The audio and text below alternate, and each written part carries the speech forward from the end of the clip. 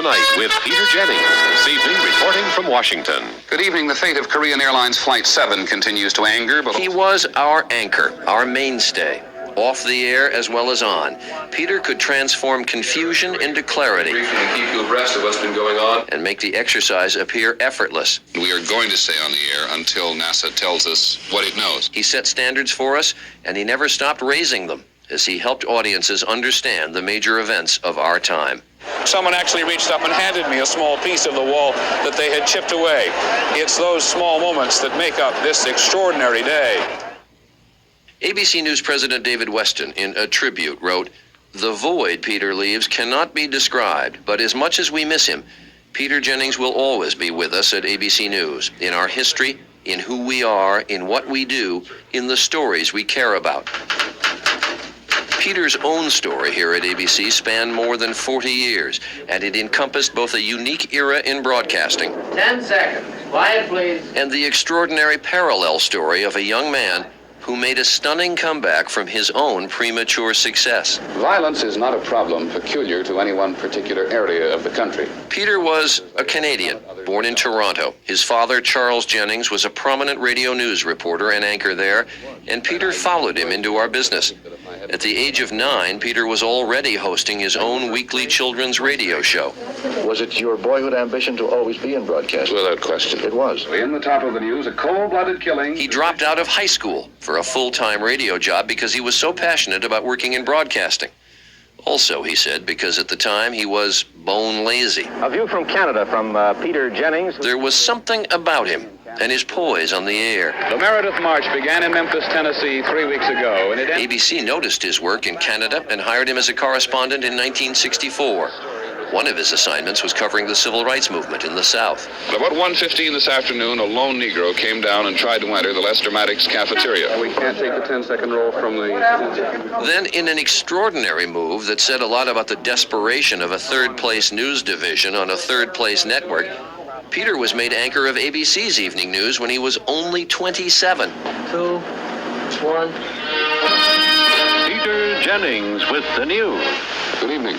Conrad Adenauer is dead. And said, "Peter, I want you to come back and take over the 6 o'clock show." And I gather he was startled, and he said, "You're kidding." He said at the time, ABC was into kids programming like Gidget. And Peter joked, "I think everybody said, let's go kids across the board." Even then, he had a sense of humor about it. No makeup out of the eyes. I won't let the makeup man make up underneath my eyes because I've begun to develop, just very slight sort of 27-year-old bags under my eyes. And I think, aha, you see, I'm beginning to look a little more distinguished, a little more convincing. And with clear foresight, Peter was already hedging his future possibilities. I'm young enough, if I blow it, I can go back and start all over again. That is exactly what he had to do. The experiment didn't work. America wasn't ready for an anchor so young. That failure, however, helped define who Peter would become. We cannot see them, but we can certainly hear them. The Israeli helicopters. It also formed the core of the advice he gave to every young reporter to do what he did in 1968, become a foreign correspondent. The great beating of their blades, indicating without a shadow of a doubt that the Israeli operation in this area of the Ar-Kub in South Lebanon on the slopes of Mount Hermon is definitely continuing. Peter went to the Middle East, established the first American television news bureau in the Arab world, and spent 10 years becoming a world-class reporter. This is Peter Jennings, ABC News, in the Golan Heights. There is nothing so constant in the Middle East as the sight of refugees. Those of us close to Peter know he remained sensitive about never finishing high school, but he compensated for it by becoming a student of the world. I lived in the Middle East for a long time, and the one thing I learned after living there was that there is no one absolutely essential truth for all people. And that every time I look at a coin, I instinctively want to look at the other side. We interrupt this program to... When terrorists took Israeli hostages during the 1972 Munich Olympics, Peter immediately brought a context to the coverage that came from his years of experience. Peter Jennings is inside the village. Let's go to Peter now. If I were to guess at the moment at which of the commando organizations this group is to come from, I'd be most likely to narrow in on a group called Black September. We happened to hit right where Peter lived. Roone Arledge, Peter's future boss at ABC News, was then executive producer of the Olympics. And when you're talking about Al Fatah and Black September and these things which were alien concepts to most Americans, and certainly to most of the people working on the Munich Olympics, Peter knew all of that. One of the histories of the Palestinian operations like this is a history of failure. And he gave the viewers of the Olympics a dimension that they just had never had before. Israel and the Arab countries is like one of the evil pendulums of history, which just goes back and forth and back and forth. As anchor of World News Tonight, Peter said again and again that context, why something happens, is what's truly important to us. Well, there is something that every Lebanese man and woman fears more than any shelling. It is the car bomb. His experience in the field had given him a broad sense of history, and he used the broadcast to apply it to daily events and to give them deeper meaning. Just one picture will tell you how wretched man can be to his fellow man. There was this wounded girl, and there were at least 14 people killed. Now, I decided that on that one day, we would just stay with that little girl. I then got a lot of letters from people. The phone ran off the hook. Some people said, how can you do that at the dinner time? Our children are watching. What do you do? I don't really know what you do. There's so much violence in our lives and so much violence in our world that I don't think people think about violence. I don't want to be in a position of sanitizing the news. This is called, I think, the secret garden. Peter also brought his knowledge into his decades of interviews with world leaders on issues that were timeless. Is there, in fact, no way in which Israel can have the security it requires and you can have the honor you demand? And some that cut straight to the headlines. Will you release the hostages, and when will you release them? Overseas today, here in London and also in other world. Peter had begun anchoring again in 1978 when he moved to London and became part of a three-man anchor team that included Frank Reynolds in Washington and Max Robinson in Chicago. Israel says today it shot down 22 Syrian fighter planes. 5 years later, in 1983, he returned to New York to become the sole anchor of the broadcast. 2 more Americans, 1 Marine and 1 Seabee have been wounded in Beirut. The job that lasted the rest of his life. It was also the beginning of a new phase of discovery for Peter, discovering America. We've come to Detroit for 2 days to focus on jobs and the American worker and what the American... And he set about it with the same dedication he'd applied overseas, but he had to learn fast. His U.S. election night coverage in 1984, just after returning from Europe, was shaky, by his own admission. Peter, in Minnesota, we did call the Senate race with Rudy Boschwitz a Republican. Yeah, I meant to say president. Right. I say Senate. President we have not. Co-anchor David Brinkley wasn't even sure I knew who the faces belonged to, said Peter. And he was right. We're joined in our election headquarters now by Dr. Henry Kissinger, former national security advisor to President Reagan. I don't want President Reagan to have a heart attack. I was not security advisor to I beg President your pardon, Reagan. President Nixon, you're quite right. So Peter dedicated himself to learning American politics. Governor Clinton went out and forced President Bush to campaign where he did not early on expect he was going to have to. David, you've got some Senate calls, I think. I do indeed, Peter. Throughout the years, said one producer, Peter didn't go to parties. He stayed in his room and studied the loose-leaf binder that was crammed with details about issues and candidates. Dan Quayle. Where is he? We haven't seen him. Well, today he went back to his hometown dentist to get his teeth cleaned. Hello? 2 minutes! In the newsroom, Peter's enthusiasm was palpable to all of us and contagious. The job was always an adventure to him. He once tried to remember when he'd been bored and decided it was never more than for half an hour at a time.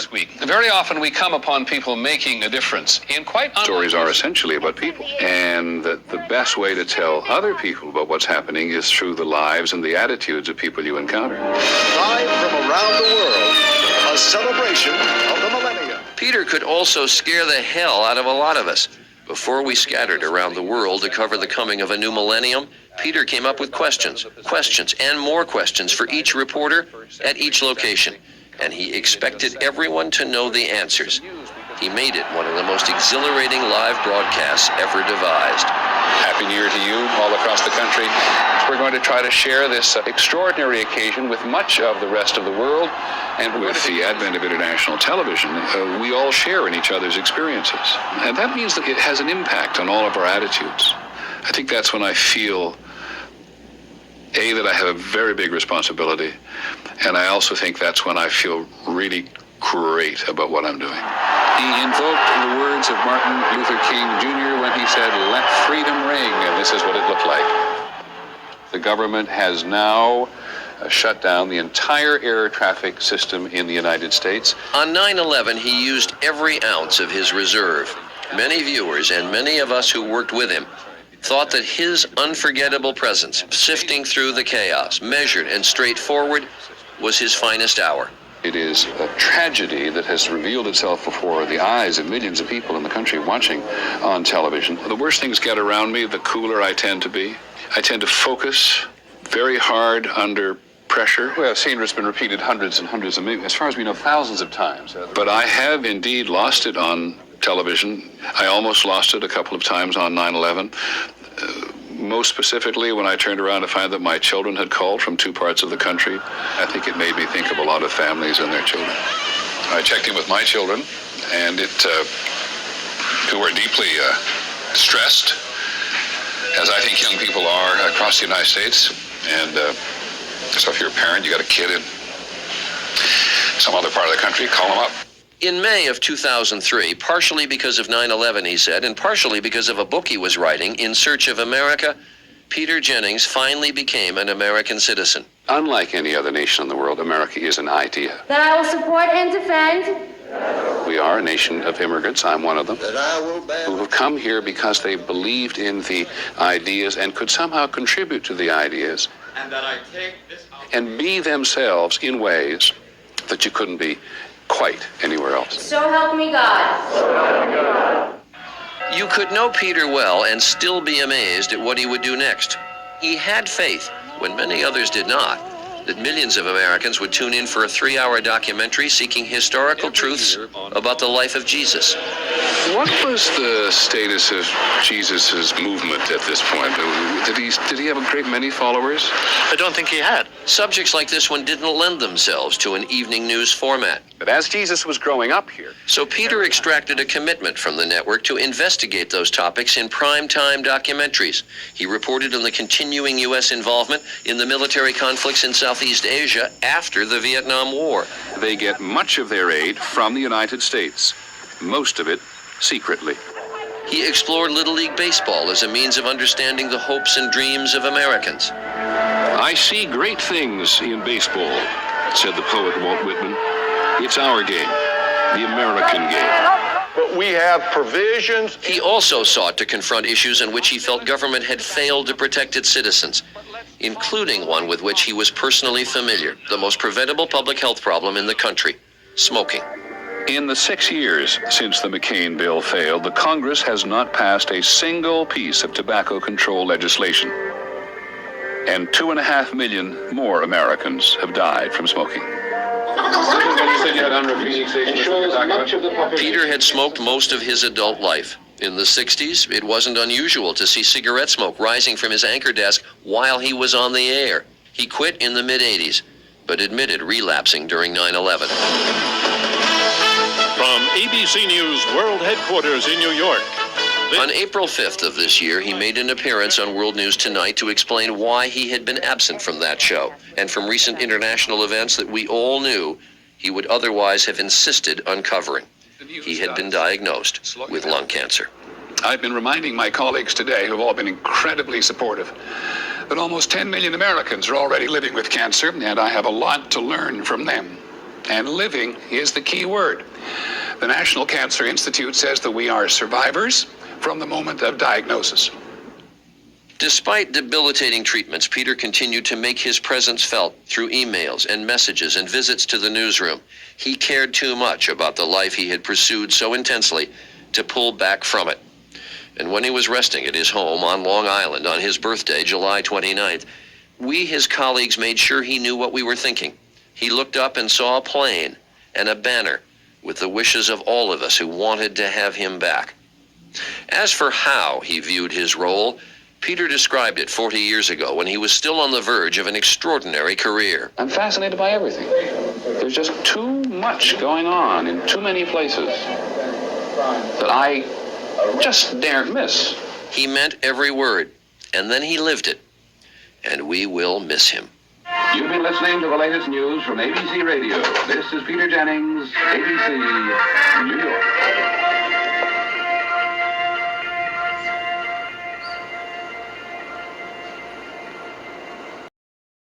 Cancerul pulmonar sau carcinomul bronhopulmonar apare atunci când celulele de la nivelul plămânilor suferă mutații și se înmulțesc necontrolat, formând tumori. Există două tipuri principale de cancere pulmonare, cu celule mici și cu celule non-mici. Cauzele nu sunt pe deplin cunoscute, dar un lucru este cert. Fumatul este unul dintre principalii factori de risc. Fumatul a contribuit foarte mult la creșterea frecvenței cancerului pulmonar, în special ceea ce s-a întâmplat după al doilea război mondial. În prezent asistăm la o scădere a importanței fumatului ca factor de risc pentru cancerul pulmonar, deoarece foarte multă lume nu mai fumează și impactul pe care fumatul a avut de-a lungul timpului începe să scadă. S-a constatat această tendință în toate țările dezvoltate. Alături de fumat, un rol extrem de important îl are poluarea mediului înconjurător. Și aici mă refer nu doar la praful și particulele din aer și diverse alte substanțe pe care le inhalăm zilnic atunci când suntem în trafic sau ne deplasăm de acasă la serviciu și înapoi, dar mă refer, bineînțeles, și la acei oameni care lucrează în profesii unde sunt expuși constant la gaze de eșapament, cum ar fi șoferii, cei care lucrează în industrii, diverse industrii unde aerul este poluat cu substanțe volatile, care sunt din procesul industrial respectiv, au proveniență de acolo, și nu de puține ori, inclusiv la domiciliu, există, în urma arderilor, mai ales dacă avem aragaze cu gaz care nu au o ardere foarte bună sau dacă gazele nu sunt de calitate foarte bună, există produse care rezultă în urma arderii și care, dacă se acumulează în timp și camerele nu sunt bine aerisite, pot contribui la apariția problemelor pulmonare și chiar și la creșterea riscului de a face un cancer. Din păcate, este una dintre cele mai silențioase boli și poate evolua ani de zile fără simptome. Atunci când acestea apar, poate fi deja foarte târziu. Screeningul și analizele periodice ar fi suficiente pentru a depista la timp problemele. Din păcate, foarte mulți pacienți, unii chiar cu tumori foarte mari, nu au niciun fel de simptom.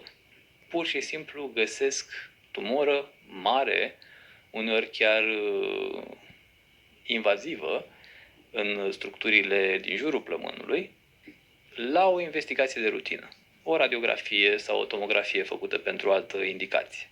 Atunci când există simptome, în funcție de situație, poți asista la tuse, uneori seacă, alteori cu expectorație, la infecții pulmonare care se repetă. Din cauza prezenței tumorii, imunitatea locală scade și există riscul ca să se inflameze plămânul, să se infecteze.